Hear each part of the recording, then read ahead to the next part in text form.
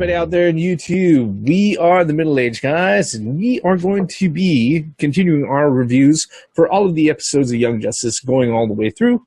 This particular review is going to be covering season number 1, episode 14, Revelation, which originally aired out on October 14, 2011. Let me get the introductions out of the way first. I'm the Reverend. The Theme here. And I'm Grey Mouse 1. Like I said, just a few seconds ago, Season 1, Episode 14 of Young Justice Revelation first aired out on October 14th, 2011. Episode is over 6 years old, or almost 6 years old, so there are going to be no spoiler warnings like usual. But we are going to cover, like we do in all of our reviews, a short synopsis, and then 3 particular talking points. First, what we liked about the episode. Second, what we didn't like about the episode, or if there was something that we would want to change, what we would change. And then third, finally, what did we notice this time that we've been watching the episode, because we watched 3, 4, 12, 50 different times by now, that we know serves as a setup or a hint to a future episode or storyline arc. And that's what we usually cover, right, guys? Yeah. All right, let me go ahead and do the synopsis for this particular episode. This particular episode opens up with a huge plant sprouting out of the ground in Metropolis and then attacking the populace. After it sprouts out, it quickly dies. However, what happens is that we see the team at Mount Justice. Batman goes ahead and he zetas in, and he tells them, hey, turn on the news really quick, computer, evening news. And he shows that all over the place in places like Gotham City, Taipei, Central City, all these cities are getting attacked by these huge plant creatures that are going wild. In the midst of debriefing the team about the situation and all of that, the satellite feed gets hacked. And guess what? Lo and behold, the Joker's on the screen. He's telling everybody, hey, look, don't adjust that dial pretty much, and that we've taken over the airwaves. He, along with the other members of the Injustice League, which consists of the Joker, Atomic Skull, Poison Ivy, Ultra Humanite, Count Vertigo, Black Adam, and Wotan, are holding pretty much these major cities hostage with this huge plant creature, and they asked for, what was it, I think, $8 billion American dollars, to be delivered to them. There's no time limit at all, but the longer it takes, the more fun that they're going to have destroying everything. And all the while that they're explaining this, the folks on the team, especially Wally West, Kid Flash, is like, okay, so when do we go out to attack these plants? And he's like, no, you guys have a different job. They're like, the Justice League will have the plants under control very shortly. Of which he expresses his disappointment, only to get socked by Artemis, which is kind of cute, right? And then at this moment in time, he asks, the interaction here is pretty cool, because Zatara walks up and he's like, you know what you're asking him to do, and he simply says they're ready. And then he's like, well, if you guys are going to be off fighting in the plant, where does that leave us? And he gets socked by Artemis again. And she's like, hello, Wally. If they're going to be off fighting the plants, those are the guys that we're going to be fighting. And she points to the screen, and he figures out, oh, hey, the team is actually going to be taking on the Injustice League directly, or at least trying to find the main central place where they operate to go ahead and take it down. That part, actually, explanation was a little bit longer than what I wanted it to be.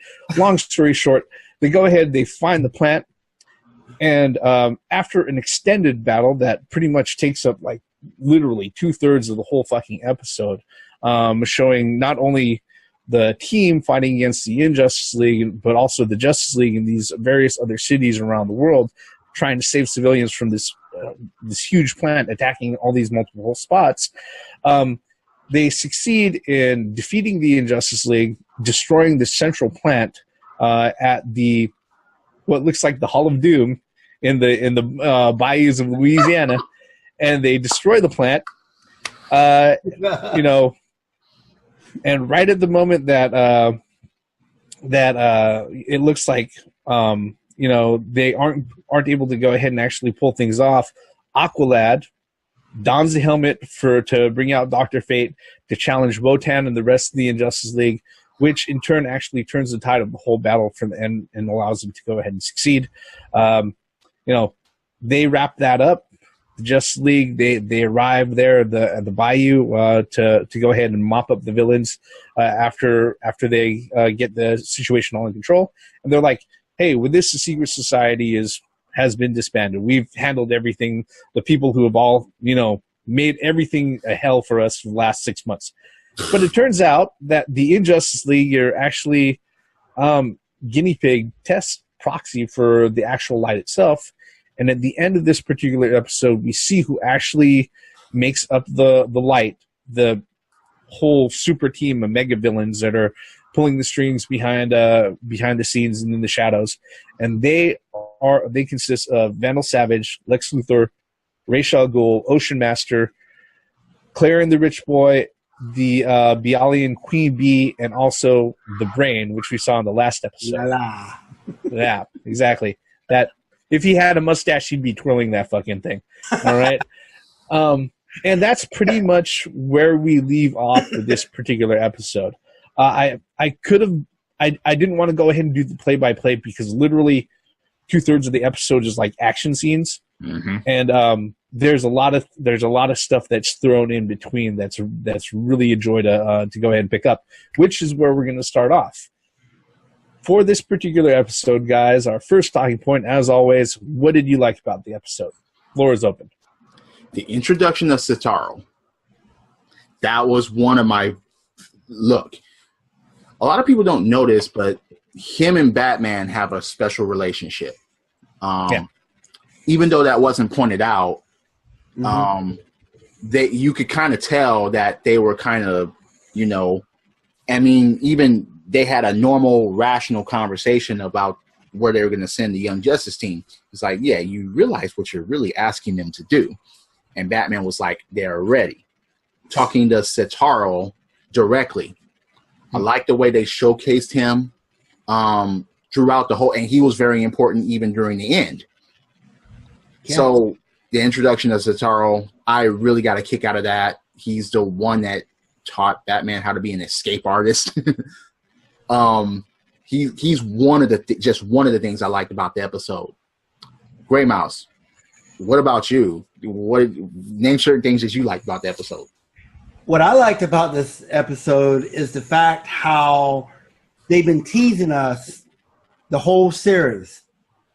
So we had the previous episodes prior to this, we had our run-in with the light, but we didn't know that we had a run-in with the light at that time. We didn't know there were each episode. I think every one of them had an episode that one of the guys starred in it that we didn't really know that was the light, and up until the ending, the reveal. And I really like that.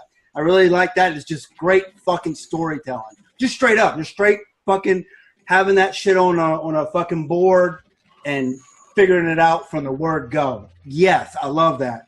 I love the Injustice League. I love the character that they picked for that. You couldn't have picked the better characters. It was just great. And the fact that they took the fall for what the Justice League thinks was the puppet behind the scenes, but it really wasn't. So, I think it was Vandal Savage at the end saying that we can move forward now because, that is off of us now. They think that the Justice League thinks that they got us. So now we can move on to bigger and better things. That's the main things that I really liked about this. I left a lot open, Reverend. Yeah, there's actually this one, just like this one is actually another really big setup episode, just like the last two episodes. And again, they're hiding a lot of the deeper setup points and stuff like that with a lot of action scenes. Okay, with this particular one, that's actually there's a lot of things that are sprinkled in there, which we're going to go ahead and we're going to touch on the third point, and that I'm going to go ahead and expand on that.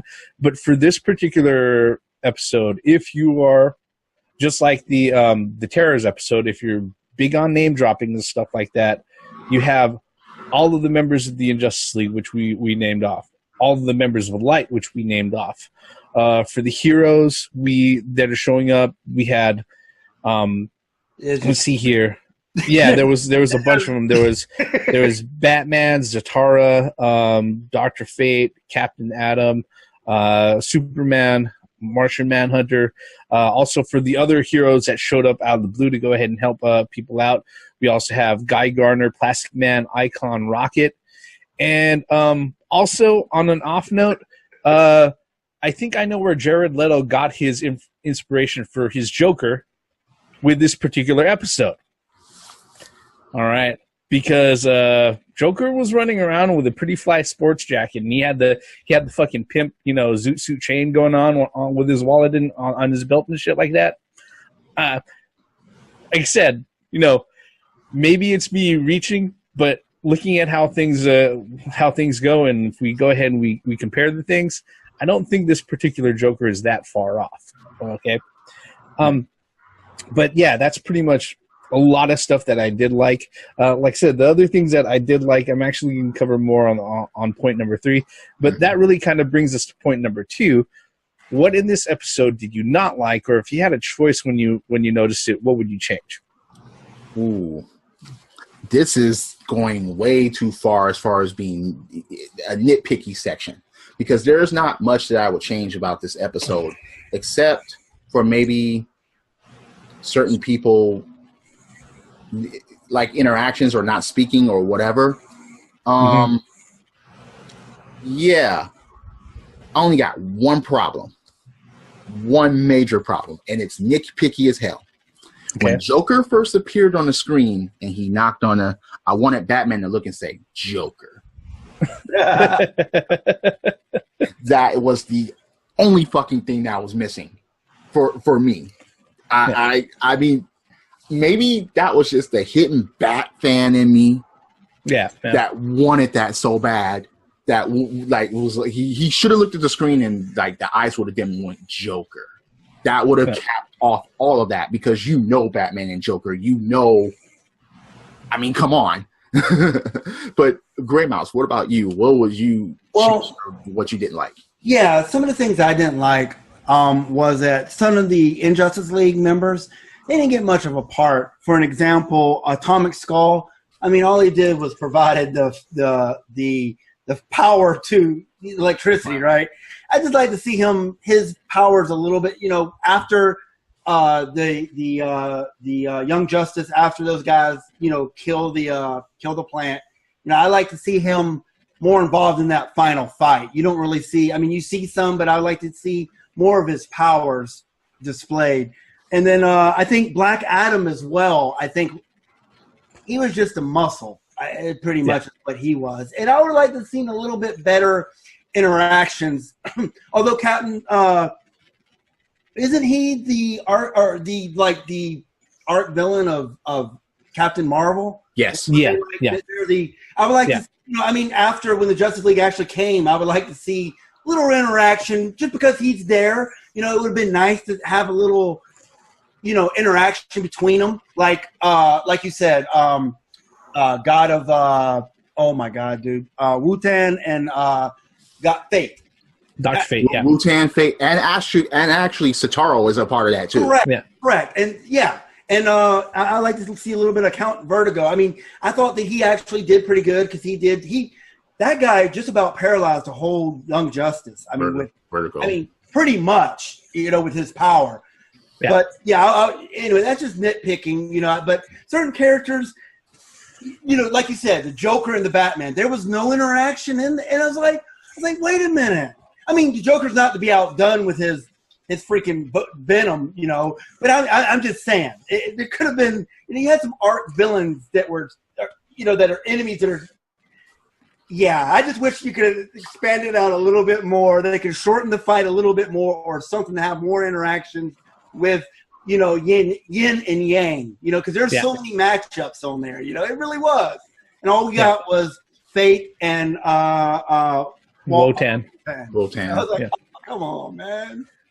Yeah, I think the funny thing is that myself, before we started up this video and everything, I rewatched the episode to make sure that my notes were right, because there were a lot of, like I said, there's a lot of names to drop. But one of the things, the only thing that I really didn't like, the one thing that really sticks out like a sore thumb to me, comes down to character interactions, just like what you guys were saying. You know, maybe we're expecting a little bit more from some of the characters that we know and everything, but there is one particular line, it just sticks out like a sore thumb. And I think maybe they're like, okay, we got the voice actor to go ahead and do this. He's only here for this fucking episode. We're not going to call him in to re-record the line and ADR it, you know, later. But it really stuck out because what happens is that when Dr. Fate, when Aqualad finally puts on the helmet of Dr. Fate, and Dr. Fate faces off with Wotan, Dr. Fate says, "Wotan, you are mine," right? And that's what he says to him. Well, right afterwards, the Joker imitates his line, Robin. you know, toward Robin. But what he says is, "Wonder Boy, you are mine." And I'm like, Wonder Boy? Yeah. Doesn't he mean Boy Wonder, or Robin? What the who the fuck is Wonder Boy? And like I said, the only thing that makes sense to me for that particular line is that, guess what? You know, Joker is great of a character that he is. He only shows up in Young Justice once for this particular episode, all right?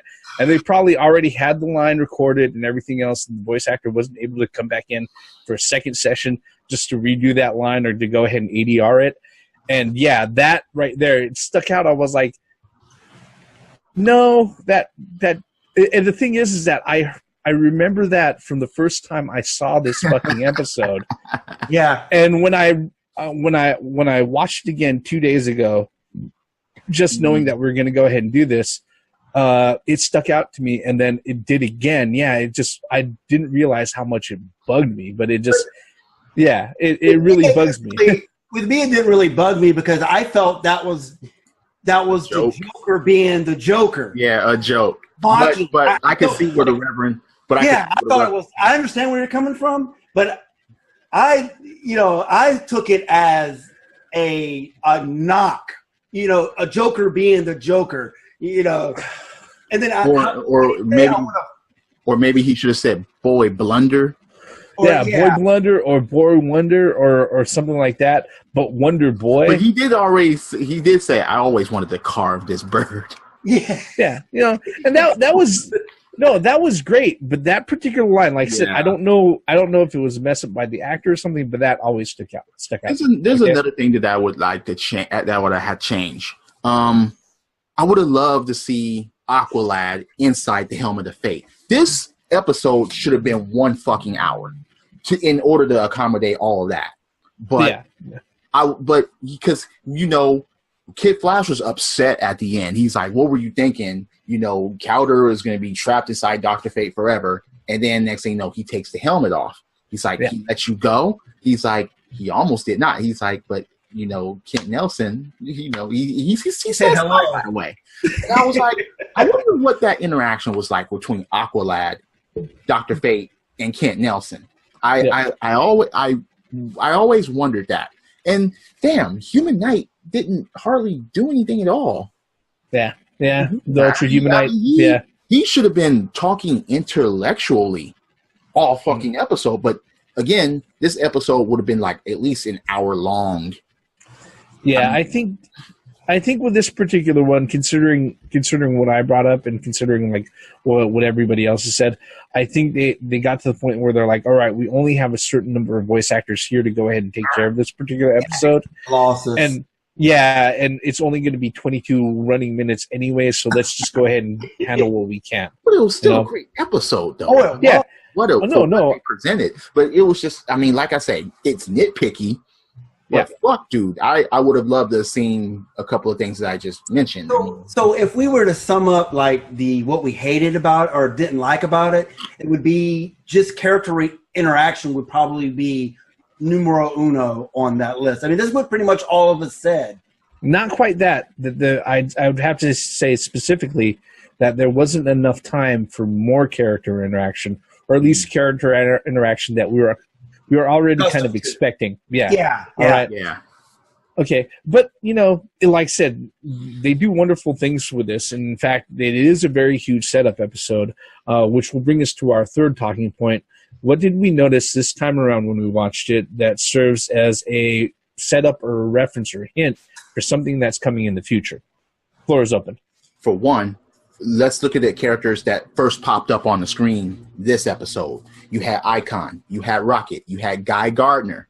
Yeah. Okay, look, you had Wotan. Mm-hmm. Most of these motherfuckers are coming back. Or even, wait, this is the first and last episode that Joker and Poison Ivy are going to be in, right? Yeah, you don't see Poison Ivy again. I don't even see. Yeah. You don't see Black Adam there. You don't see Black Adam or Atomic Skull. Yeah, those you don't see those guys no more. But again, fuck, you see all these characters, good guys and bad guys, appear, and you know they're going to be. Some of them are going to be showing up later on. Yep. For me, I would say almost the same context as what the theme was saying. I would have, although we know the series is old, way back, I think, 6 years old now. It would have been really nice to see a couple more episodes on the Injustice League. It would have been really nice to see those characters brought back with some storyline attached to it. But I know that was a placeholder to move the plot of the overall season 1 forward with revealing who the Light is. So yeah, I mean, I would think that I would have really liked to see the Injustice League, either that or the Joker again, the Atomic Skull. I would like to see those characters again. Maybe not as the Injustice League, but individually or whatever. And then also, like you said, you've seen Guy Garner, you've seen, we'll see Stewart. We'll see a lot of the green. Actually, we'll see both Green Lanterns on the same screen, in the future. So something's big is coming. You could tell just by the characters, the enormity of how many characters are being presented. And it seems like as the episodes move forward, I mean, the previous one, what was it, Alpha Male? The previous one was like, we had a whole shitload of characters in that one. And now this one, it's like another 10 times as much. So we're building up to something, and you could tell. Yep. I think with this particular one, where the episode really gets really kind of intricate and really gets really kind of deep, is that when you have the guest starring heroes showing up to help out Justice League, in particular, folks like Guy Gardner, Plastic Man, Icon, Rocket. Yeah. These are all names that come up again in the Agendas episode, which is probably my favorite fucking episode of season 1. All right. All of them, this particular episode has direct impact with shit that goes down with Agendas. All right. That's one of the things that definitely has very deep roots. It solidly sets that up. The other thing that it sets up is that, look, like Grey Mouse had mentioned earlier, we had seen all of the members of the Light in other individual episodes. This is the first time you have all the motherfuckers in the same goddamn room. All right. Proving that, okay, secret society of supervillains, all right, or whatever Batman called them or whatnot, the Injustice League, they are not. Yes, they had the Hall of Doom, which was great, and I loved that for the fact that it came straight out of the fucking Super Friends, all right? But yeah, the whole thing with that is that we see the Light, in their full glory, stepping out, saying, hey, this is all of us here, all right? So yeah, definitely a lot of setup when it comes to that. Like I said, especially for the Agendas episode, which is episode number 22. That definitely really, really cool. All right. Is there anything else we wanted to go ahead and add on the pile? I want to add some stuff on the pile, especially the Light. Do you realize that I think 4 out of the 7 Light members are genius intellect? Yeah. I mean, you have like the greatest masterminds of the DC villains, pretty much. Exactly. That's what I find. What I find very interesting. But yeah, I find that very interesting about that. I mean, and it shows too at the plots that they do further on, you know, as it sets it up the next episode and the next and the next and the next. But absolutely, I think this is one of the better ones. But as you just pointed out with the light, I'm going to add to that. Look at as far as the intellect, but look at the fucking mystical points. Oh yeah. I mean, you have Clarion, Vandal Savage, those two alone, and then Ra's al Ghul. Ra's al Ghul, yeah. Like, it's like, whoa, you got these motherfuckers that have been around and alive and has been part of mystical arts for a very, very fucking long time. Those three alone are just immediate dangers to everything. Yep. And then everything. You know, one thing that we keep forgetting too is what about Ocean Master? Yep. Well, you see, I think this is one of the only times you see him. Yeah. Because usually, as far as it goes, when it taking care of the folks or taking care of the things that happen in Atlantis, usually you see the Black Manta doing a lot of the dirty work. All right. Yeah. But it turns out, you know, we find out that Black Manta isn't a member of the Light. Yeah. He's just doing dirty work for fucking Ocean Master. Yeah. Pretty much. So, yeah, it's one of those things that all the name dropping and a lot of that stuff is just like it's a lot of fan service, but I love this for the fact that it's fan service with a purpose. Yeah. Okay.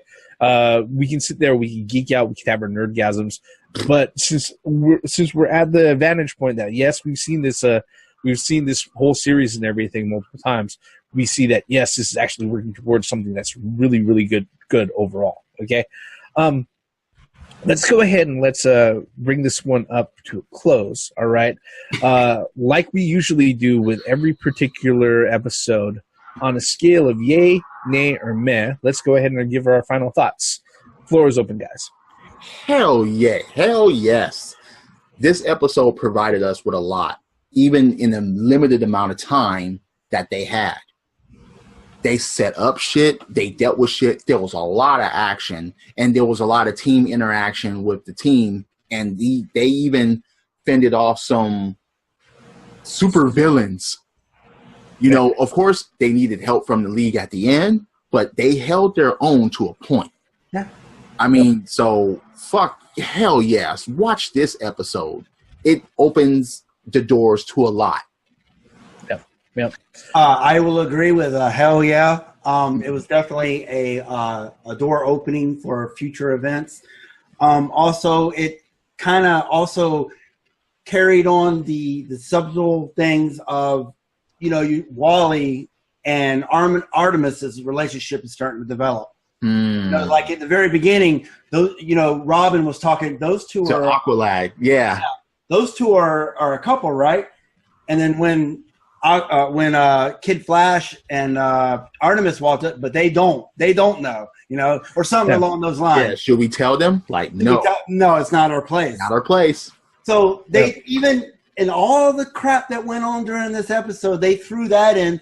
And what we keep forgetting is that these guys, you know, we've bitched a lot of times on this. These guys are teenagers, and like the theme said earlier, you know, there was a lot of whipping ass. They actually held their own up to a point, and then, you know, they needed the Justice League to come in and help. I mean, they got their ass beat. You know, I mean, they were on the brink of losing. But just the fact that, you know, all the payoff from all the episodes up until episode 14, there was a great payoff with the revelation of the Light, slurring here. And the fact that, you know, they've been dropping hints throughout all the other episodes of who the Light are. Now we get a confirmation of who the Light is. Yeah. So, hells yeah. Watch this episode. Yeah, I would have to agree unanimously. This one's a yay for me.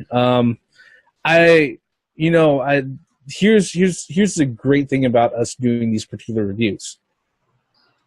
A few episodes back, I believe it was episode number, I think it was either Bereft or Downtime.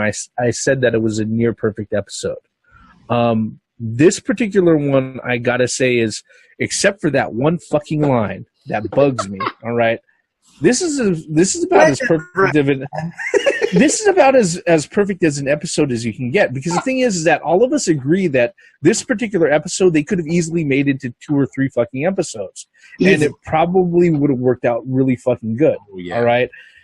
So if that's not the definition of wanting more, I don't know what the fuck that is, really. Okay.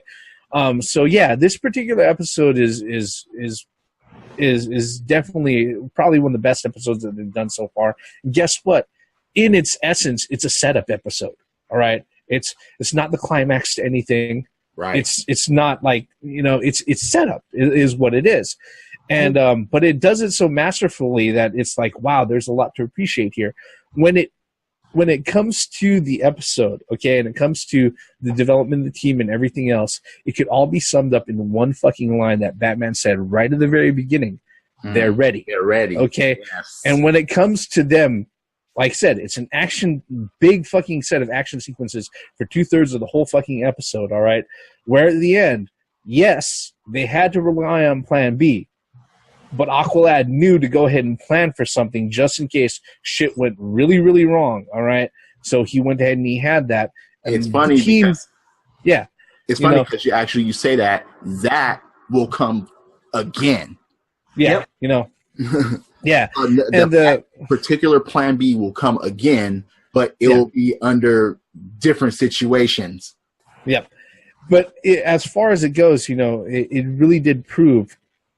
Not only did you have this team that went ahead and developed up all the way through the last 13 episodes or last 12 episodes or whatnot, that these are no longer the green newbies that were, having a problem with Mr. Twister in episode number 3. Mm-hmm. Yeah. Well, and these are no longer the sidekicks. Yeah, these are no longer the sidekicks. This is their own team. Relying on their mentors 100% of the time. They function as a team. That's what's so beautiful about what you just said, Reverend, was that this was a setup episode, and in its rightful right, it's a payoff episode as well. If you've been following up until this, 1 through 13, you get your big payoff, the big revelation, and then it's just going to go forward and get better and better and better. Mm-hmm. Yeah, and it's one of the things that, like I said, maybe it's part of the fact that we've seen these particular episodes multiple times, but it's one of the things that I've actually grown to appreciate, especially now that I'm looking at these episodes a little bit closer than I did like the first few times I watched them. But that's pretty much going to sum up where we're at with this particular review. Like we always say, like I always say, like we always say. If you've come up to this point so far and you followed us all the way in the end, thank you very much. But what we really want to know, you've heard our thoughts. We want to know your thoughts. You can tell us by leaving us a comment below. While you're at it, if you really liked our review, and you go ahead and mash on that like button. And if you really like what we do here with the videos we go ahead and put out, whether it be reviews, video games, movies, or other random stuff, if you want to stick around, you want to know when we put out new stuff, hit subscribe and turn on those notifications there. With that, we're going to go ahead and wrap up our thoughts on Season 1, Episode 14 of Young Justice, entitled Revelation, right here. I'm the Reverend. The Theme here. And I'm Gray Mouse 1. All forms of entertainment has the right to exist, even if you don't like it, and we definitely love some Young Justice. Credits.